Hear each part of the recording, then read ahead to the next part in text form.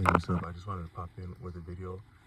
Sometimes the really cool thing about like becoming like a content like doing YouTube is that sometimes when you speak your mind, you don't there might be things that are right in your experience. Like I've in other videos I pointed out that sometimes like in India as a culture, generally and broadly speaking, there are many terms like in Sanskrit for things that are very real and common in the human experience, but they actually have a vocabulary or a nomenclature where they can lay a finger on it, and by articulating it, it can be understood better and appreciated, and maybe sustained and mastered and overcome. So I think, but part of that is just simply enunciating ourselves in some of the more the insight and the understanding is within us, but sometimes when we say things we recognize it. So I just wanted to point out that for some of us people, like for like maybe young many men, but I would say us as a people, as maybe African American people, but as men especially, you have a perfect abusive relationship that we experience in the United States or Western society. An example is, so you take the N word, right? And the thing that makes abuse really difficult to overcome is the combination of flattery and punishment. So when you're experiencing an abusive relationship, you're being punished, and you know your entire existence can feel that you're being punished. But then when you go to escape that, somehow your punishment is somehow benefiting or profiting someone. So then you have the smooth talking, or the humor, or whatever. Sometimes it, like if you imagine like catching a fish.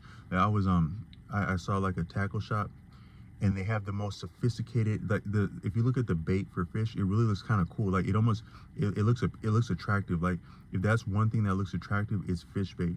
For anyone that wants to be like more like of a smooth person, or like you want to be like a player or something like that, study how the hell they figure out how to make fish bait, because that stuff is really just this very subtle pink, ever so just like an accent, because less is more.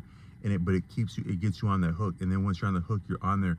But there has to be something attractive about it, because you have to make a bait kind of sweet, at least visually. But in an abusive dynamic, you have an exact you have a punishment and reward. Punishment, reward. That's training right there. Punishment and reward.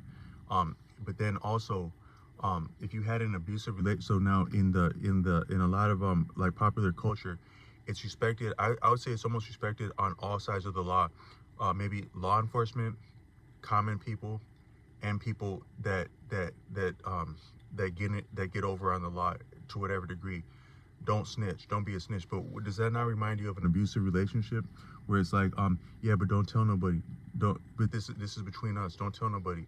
That's exactly what you have in modern societies. That you have because the N word can be a green light to hurt someone, makes it a dehumanizing term that makes it, because it's important to, somehow we can't completely attack something that we feel is human.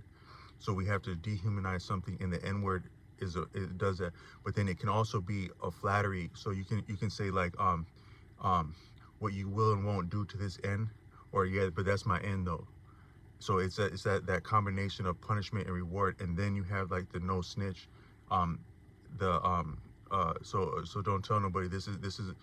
So the entire society is like, what you saw, you didn't see that, because this is between us. How you're getting hurt right now, and don't tell nobody how you're getting hurt right now.